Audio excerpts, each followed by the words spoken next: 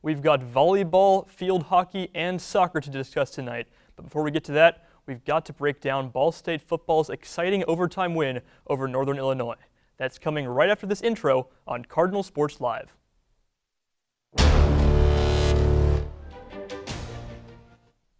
Thank you all for tuning in tonight. I'm Isaiah Rosner, and I'm joined by Trevor Martin and Michael Rizzo. On Saturday, the football team overcame a 21-0 deficit to beat Northern Illinois in 2 overtimes. Guys, what are your thoughts on arguably the best BSU sports moment of the year so far?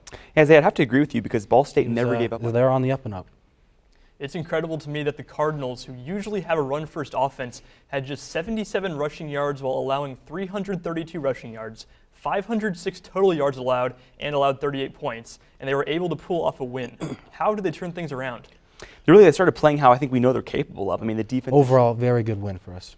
Yeah, and just to add on to what you said, I mean, Paddock had 2 interceptions, but one of them was a Hail Mary at the end of the half, so really he just had one that was his fault at all. But yeah, next up for the football team is a road game against Central Michigan, who are heavy favorites despite sitting at 1-4.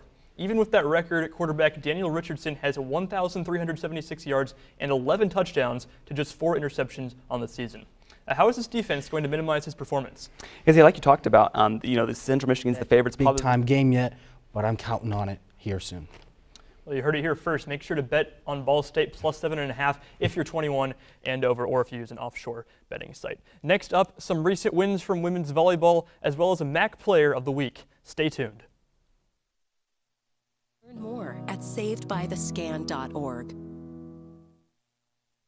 We are back, and so is women's volleyball. They beat Eastern Michigan in 2 straight matches, 3-1 and 3-0. Natalie Reese had 24 total kills that weekend and won MAC West Division Offensive Player of the Week. But guys, besides Reese's great performance, what went right for Ball State?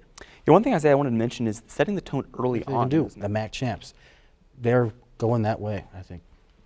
Next up for the team is a matchup with Akron tomorrow at 6 p.m. The Zips haven't had a great year so far, sitting at 4-12. But then on Saturday, the Cardinals face Buffalo, who are 10-7. What are the expectations for this team in the next 2 days? And kind of like I mentioned in the first question, I think to keep the momentum going. Because Go to Worthen Arena, check out these 2 games. They're going to be 2 pretty good games to watch. We'll talk about goal scoring next, as field hockey and soccer are on the menu. We may get you a live update from Toledo as well. We'll be back after these public service announcements. The central and midwestern U.S. averages. Welcome back to Cardinal Sports Live. Farthest from me is Rizzo, that's Trevor in the middle, and I'm Isaiah. Caitlin Welsh is in her first season as the Cardinals field hockey head coach. This is a program that's had a losing record every year of its existence. However, the team currently sits at 5-5 with 8 games remaining. What has Welsh done to improve the team so far? I think what Coach Walsh has done is she brings a good winning attitude and high expectations to this. That'd be really good to have here at Ball State. Ball State will take on Ohio University tomorrow at 1 p.m. at Briner Sports Complex. Ohio is also 5-5, but have lost 3 consecutive games. What do the Cardinals need to do to take advantage of their struggles? I think the biggest thing they need to do is capitalize off the mistakes that their opponents make, and also. And that would be awesome to have. So hopefully it's a pretty good game against Ohio. I think they could get it done. Yeah. Meanwhile, the soccer team has had a phenomenal start to conference play this season, tying Miami of Ohio before winning 3 straight. This includes the most recent game, a 2-0 victory at Bowling Green. Who deserves the most credit for this success? It's difficult to pinpoint one player, but someone I want to point out is the sophomore Lexi Fraley. Questions at screenforautism.org. Thanks for sticking with us on CSL. It's time for Athletes of the Week, the best Ball State performers in any sport over the last 7 days. Rizzo, let's start with you this time. Who have you got? I got John Paddock. Last week was 40 for 58. Winning goal for the reason why I chose Angel Nicosi. Yeah, and finally for mine, I selected an athlete from the sport I did in high school, cross country. Sarah Monin-Smith ran her best time by a lot, 17:47 5K race, 4th overall.